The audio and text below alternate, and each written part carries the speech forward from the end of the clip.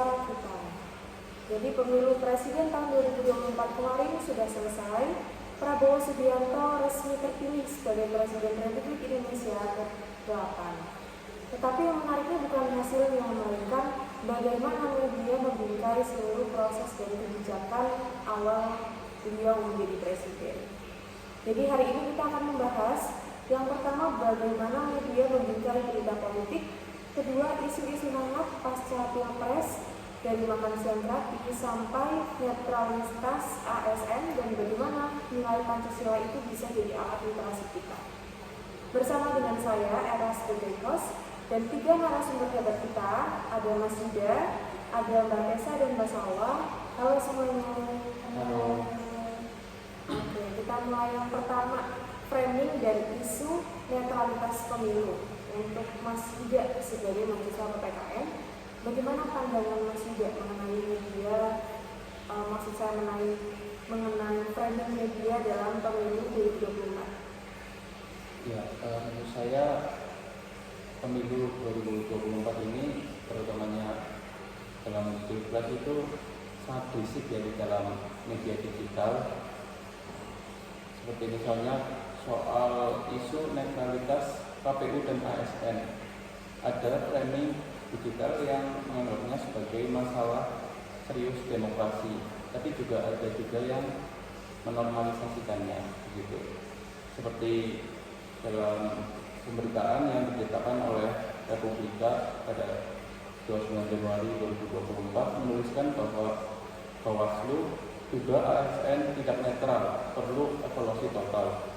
Itu memberikan kesan seperti pemilu itu tercemar, gitu. Dan juga ada lagi dari Kompas yang memberitakan bahwa KPU pastikan proses berjalan sesuai prosedur. Dugaan ASN akan ditindak secara internal. Nah, ini tuh seperti kayak menenangkan dan seperti menekankan prosedural gitu. Oke, jadi kesimpulannya framing media itu membuat persepsi publik itu berbeda, padahal peristiwanya sama, begitu ya Mas? Betul sekali. Oke, kita lanjut ke isu berikutnya, ke Mbak Tessa, mengenai isu makan siang gratis dan IKN. Untuk pertanyaan dari saya, Mbak Tessa itu mengamati framing kebijakan presiden terpilih di awal masa transisi kan? Nah, menurut Mbak Tessa, gimana sih peristiwa itu? Menurut saya itu ada 2 isu besar mengenai program makan siang gratis dan juga lanjutan proyek IKN. Mengenai program makan siang gratis itu terdapat 2 pemberitaan yang dari kompas.com yang dirilis 22 Mei 2024 dengan judul program makan siang gratis akan dilaksanakan bertahap, fokus peningkatan gizi anak. Ini framingnya positif sebagai investasi jangka panjang sumber daya manusia.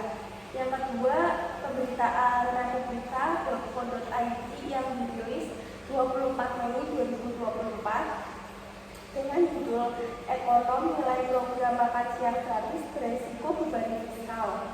Framingnya ini kritis, menyoroti potensi masalah anggaran. Selain itu soal IKN pun begitu. Yang pertama itu pemberitaan mengenai Kompas yang dengan judul IKN sebagai simbol masa depan Indonesia yang dirilis 20 Mei 2024 dan juga Republika lebih banyak mengangkat suara kritis dari masyarakat, adat dan aktivis lingkungan seperti itu. Oke, jadi kesimpulannya itu media bukan sekedar sebagai penyampai fakta, tetapi juga sebagai pemilik makna. Gitu ya Mbak Tessa. Oke, kita lanjut ke topik selanjutnya mengenai media sosial dan UU ITE dan anak muda.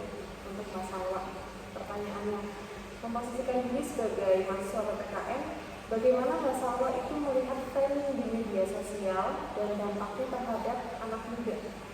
Oke, terima kasih kepada Mbak Era. Anak muda sekarang banyak mengakses berita lewat TikTok, Twitter, Instagram, tapi justru di sejumlah framing paling masif. Misalnya waktu muncul isu revisi UU ITE di media besar seperti Sumber Kompas narasinya lebih ke arah pelindungan terhadap ujaran kebencian.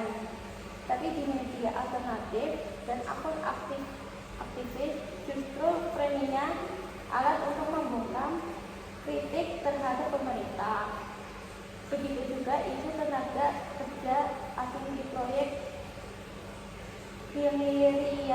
hilirisasi nikel, framingnya bisa sangat berbeda antara media nasional dan media oposisi. Dan ini bikin banyak anak muda cuma melihat satu sisi. Disinilah menurut saya penting kita pakai nilai-nilai Pancasila sebagai filter berdasarkan sila kedua. Apakah kebijakan itu adil bagi semua? Sila ketiga, apakah berita itu menyatukan atau memecah belah? Sila keempat, apakah masyarakat diberi ruang musyawarah? Oke, jadi kesimpulannya itu media bukan sekedar sebagai wadah untuk menyaring atau menyampaikan berita, tetapi juga sebagai pembentuk makna. Itu ya Mas Lawa. Oke, terakhir satu pertanyaan reflektif untuk kalian bertiga. Bagaimana kita bisa menjadi warga digital yang tidak mudah terjebak framing? Silahkan, mau dari siapa dulu? Mas Yuda mungkin? Ya, menurut saya itu sumber digital dan media itu mempunyai seperti jadwal dan agenda masing-masing. Jadi kita harus lebih membaca lebih dari satu sumber itu agar kita dapat membedakan dan lebih menyaring mana yang benar dan mana yang salah. Menurut saya itu kita harus membandingkan pemberitaan yang ada, jangan cepat menyimpulkan hanya dari satu headline saja. Dari Mas Menurut saya gunakan Pancasila sebagai filter etika, jangan hanya percaya karena tercatat dengan pendapat pribadi. Oke, terima kasih untuk Mas Yuda, Mbak Deksa, dan Mbak Salwa atas wawasannya. Jadi untuk kesimpulan podcast kita hari ini adalah media itu memiliki peranan yang besar dalam membentuk persepsi publik lewat framing. Dalam isu politik yang kita bahas, jadi kita perlu menjadikan Pancasila sebagai pedoman agar tidak mudah terpengaruh dan tetap berpikir kritis, adil dalam menyikapi informasi politik. Untuk sobat Pancasila di rumah, mari kita menjadi pembaca yang aktif, bukan pasif. Jangan hanya membaca saja, tetapi kita harus memahami konteks dan kepentingan di balik berita. Jadikan Pancasila sebagai acuan literasi di dalam era digital. Sampai jumpa di episode berikutnya. Merdeka berpikir, merdeka bersikap. Salam Pancasila.